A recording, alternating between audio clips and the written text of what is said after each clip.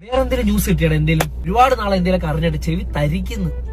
Hi guys, അപ്പൊ എല്ലാരും കുറെ പേര് കാര്യം അറിയാതെ എന്നെ കൊണ്ട് ഒരു ബ്ലോഗ് ഇടുന്നു പറയുന്നുണ്ട്. എന്താ രാമേന്ദ്ര പ്രശ്നം? പ്രശ്നം പറഞ്ഞാൽ ഭയങ്കര തമാശയാണ്. ബ്രേക്കപ്പ് ആയിട്ട് കുറച്ച് ദിവസങ്ങളായി.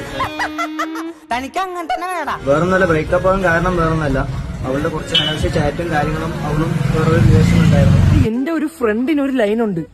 ആ ലൈന് അവളെ ഒരു ഫ്രണ്ടിന്റെ ലൈനോട്ട് ലൈനാ. എനിക്കിത് അറിയാൻ വയ്യ.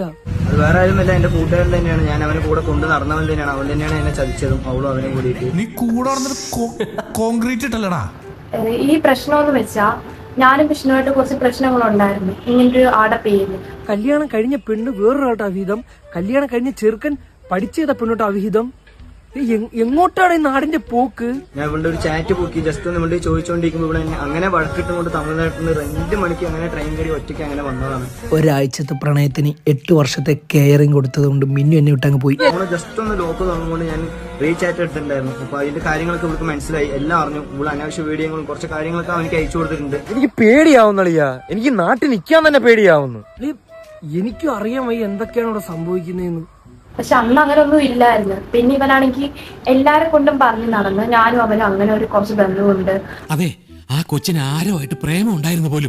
എല്ലാ കാര്യങ്ങളും തെളിവായിട്ട് ഇതിന്റെ ബാക്കിൽ തന്നെ ഓരോരോ വീഡിയോ ആയിട്ട് വരുന്നതായിരിക്കും. ആയിക്കോട്ടെ, ഇന്ന് നമുക്ക് ഇവിടെ തന്നെ കൂടാ. എല്ലാം അറിഞ്ഞിട്ട് തന്നെ കാര്യം. ഞങ്ങൾ തമ്മിൽ കല്യാണമൊന്നും അങ്ങനെ കഴിഞ്ഞിട്ടൊന്നുമില്ല. ജസ്റ്റ് ഇങ്ങനെ ഒരു ഇത് മാത്രമേ, നിയമപരമായിട്ട് ഞങ്ങൾ തമ്മിൽ കല്യാണമൊന്നും കഴിഞ്ഞിട്ടില്ല. എന്നെ കൊണ്ട് എല്ലാം നിർത്തി എന്നാ പറഞ്ഞത്. പിന്നെ ഞാൻ അറിയാതെ ഈ കഞ്ചാവൊക്കെ വലിക്കാൻ തുടങ്ങി. കഞ്ചാവല്ല പഞ്ചാബാണോ ചോദിച്ചാ? ഇതൊക്കെ വലിച്ചിട്ടാണ് അവൻ ഇങ്ങനത്തെ സംശയ രോഗമൊക്കെ കാണിച്ചത്.